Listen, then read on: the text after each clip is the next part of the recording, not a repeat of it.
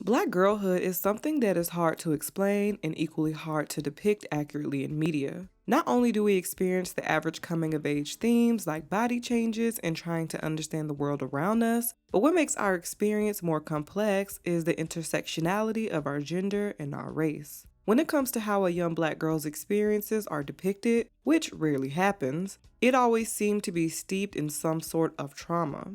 With films like Just Another Girl on the IRT, which touches on teen pregnancy, Pariah, which follows a teen girl who hides her sexuality and gender identity from her super religious mom, and Beast of the Southern Wild, which follows a little girl who will soon be orphaned, early depictions of black girlhood have always had a veil of trauma cover over their story. Luckily, newer films like The Fits, and I know I'm gonna shake the table with this one, but Cuties depicts more coming of age themes. In these films, we saw the protagonists deal with friendships and trying to fit in with the popular girls, which 99% of girls could understand and relate to. Teen pregnancy, being orphaned at the age of 6, and being a high school drug dealer aren't the usual for the average black girl. Also, I want to note that I'm not saying these stories don't deserve to be told, because they absolutely do. What I'm saying is that it would be nice to have more of a balance. We get to see a wide array of coming-of-age films like Lady Bird, 8th Grade, Edge of 17, Now and Then, 16 Candles, and more. Films following a white protagonist just living a regular schmegular life, and their only dilemma usually revolves around crushes and friendship. When it comes to the few earlier instances in cinema that depict black girlhood as simply just living life, Crooklyn, which touches on body insecurities and loss, is the best representation of a great coming-of-age film. Since I've also discussed black coming-of-age films with male main characters on my channel already, now I think it's time to talk about my second favorite Spike Lee film of all time, Crooklyn.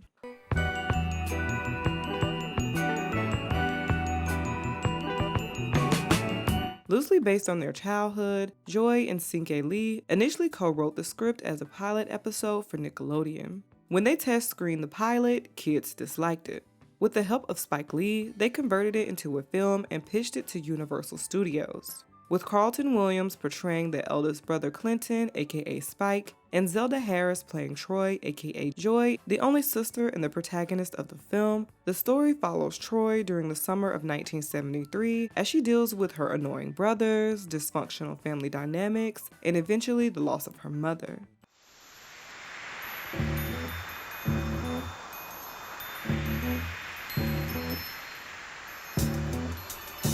The film opens up with a beautiful montage of a 1970s Brooklyn. Kids are playing outside, and the feeling of community and nostalgia set the tone for the rest of the film. Within the first few minutes, it's clear that Troy's mom, Carolyn, either looks at Troy as a mini version of herself, or Troy sees how much her mother does for the family and wants to help. While her brothers are playing outside, Troy and Joseph, the youngest brother, are the only ones helping set the table. This idea of Troy being something like the second in command will be a reoccurring theme throughout the movie and is something seen quite often in the black community. Conducted in 2017, a study by Georgetown Law Center titled Girl Interrupted: The Erasure of Black Girls' Childhood used the term adultification bias. Defined as a bias in which adults view and stereotype black girls as less innocent and more adult-like than their white peers, especially between the ages of 5 and 14. A similar study titled The Essence of Innocence: Consequences of Dehumanizing Black Children focused on this bias towards black boys and had very similar results. In both the 2014 and 2017 study, key biases like being seen as less innocent and older were confirmed. Even though both of these studies had similar results, in Girlhood Interrupted, internal biases were discovered. The study explained that people believed that black girls needed less support, were more independent, and more emotionally and mentally mature than their counterparts. This study was so interesting to me because not only do they perceive black girls as older physically, but they also view them as older internally. I'm sure you're wondering what this study has to do with Crooklyn. Well, it actually has everything to do with the film and how I think they unintentionally combine coming-of-age themes with the adultification bias black girls often face. I believe that this bias is not only carried by non-black adults, but the black community upholds this bias as well. I do want to note that I know this film is supposed to be loosely based on their life, but because I don't know how much is fact or fiction, I have to assume that combining coming-of-age themes and adultification bias were just by happenstance, opposed to a thematic choice. Another point this study highlighted is how this bias especially affects Black girls from lower income areas. It said one form of adultification is a process of socialization in which children function at a more mature developmental stage because of situational context and necessity, especially in lower income communities. Due to Troy hitting this, I guess you can call it trifecta, she's more susceptible to this bias. Before I move on, I want to give a shout out to my non-existent sponsor, Afro Sheen. Makita, serene, majestic, beautiful Queen of Sheba. Yes, so great was the beautiful products for a beautiful people. Throughout this movie, we see Troy's parents constantly arguing over finances. In one scene, Carolyn asks Woody to inform her of his purchases because their checks keep bouncing. His rebuttal entails going on a small tangent about his music. While they're arguing, once again the sole active parent, Carolyn, has to discipline the kids, which causes mayhem. When Clinton tries to defy her, she grabs him and Woody grabs Carolyn as they tussle down the stairs. Woody then has the nerve to say he wants respect for his work in the house. Rightfully so, Carolyn tells him to get out and he obliges. Because Carolyn was injured from their tussle on the stairs, Troy brings her mom breakfast in bed and even cleans the kitchen by herself.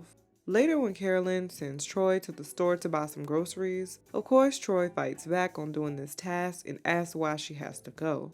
Her mom doesn't really answer the question. Do you want to have dinner tonight, Troy? Go! But I think the reason is because she knows she's sick and feels that Troy needs to learn how to do these tasks when she's gone.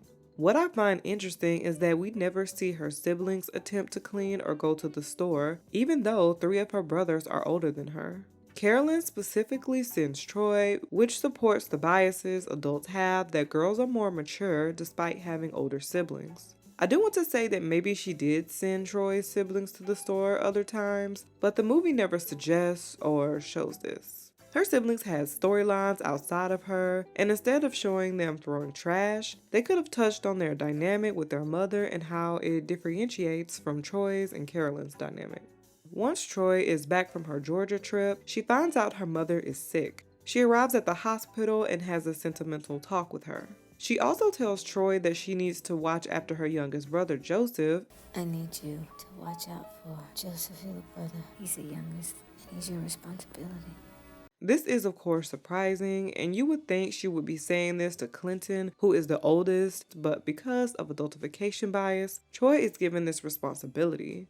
Even when she arrives home and the kitchen is a mess, Troy is the only one seen cleaning the kitchen, even though she has 3 older brothers and a father who's been there the whole time. This moment has a sweet undertone of her replacing her mom's role, but it's also sad because that's a lot to put on a 10-year-old. She feels the need to replace her mom in a role that's only suited for an adult. I completely understand that since their mother is sick, that they all need to step up and help out around the house. But to me, that scene would have been more impactful if they all banded together and cleaned without being told to do so. This would show their character progression from the beginning of the film, when Carolyn wakes them up to clean, till now, showing how much of an impact her absence had. In an article written by Bell Hooks, she discusses this very topic, and I will link that below, because as I was editing this video, I finally found it after looking for it for years because I saw it in the past. In the article, she says, taken to the hospital to see her mother, Troy is given instructions as to how she must assume the caretaker role.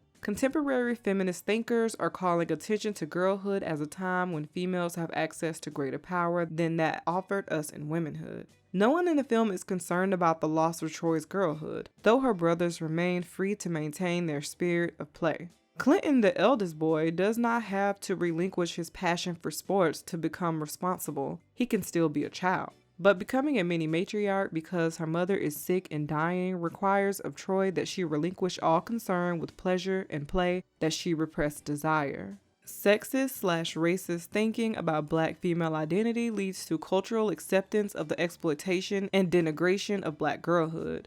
Lee romanticizes this violation by making it appear a natural progression for Troy, rather than sexist gender politics coercively imposing a matriarchal role via a process of socialization. Carolyn did not make gender distinctions about household chores when she was well, and the movie fails to indicate why she now has an unconvincing shift in attitude, as if to highlight patriarchal thinking that females are interchangeable, undifferentiated. The film in no way suggests that there is anything wrong with the 10-year-old girl assuming an adult role. Indeed, this is affirmed, and the mother's dying is upstaged by the passing of the torch to Troy.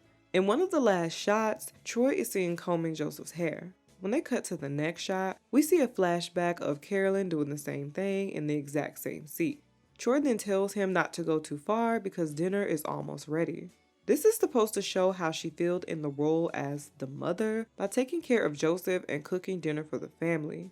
It's supposed to be admirable, but it's unacceptable to me because what about her childhood? The tone of the scene is shown through a more positive and optimistic lens that Troy has stepped up and that her mother would be proud. I think this tone is interesting because I would have thought it was the opposite. Troy is taking on almost the exact role Carolyn complained and fussed about earlier in the film, but here it's supposedly a positive moment.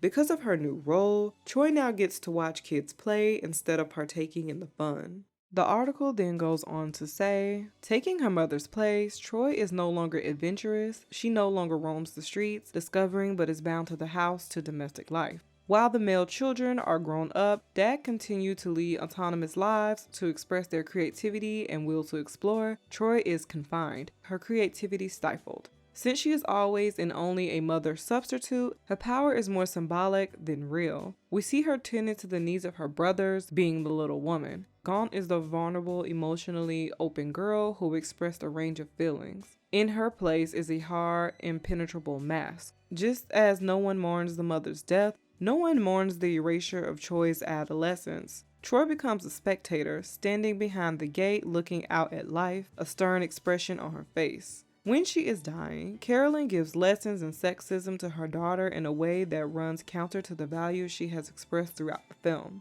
She does, however, encourage her daughter to think about a work future, if only because it is her own career that ensured the family's economic survival. The Girlhood Interrupted study is usually applied to external experiences like how adults perceive black girls compared to white girls, but I find it interesting how points in the study reflect Troy's story. In the study, they claim that people believe that black girls are more knowledgeable about adult topics, more mature, and can handle more mature roles and responsibilities.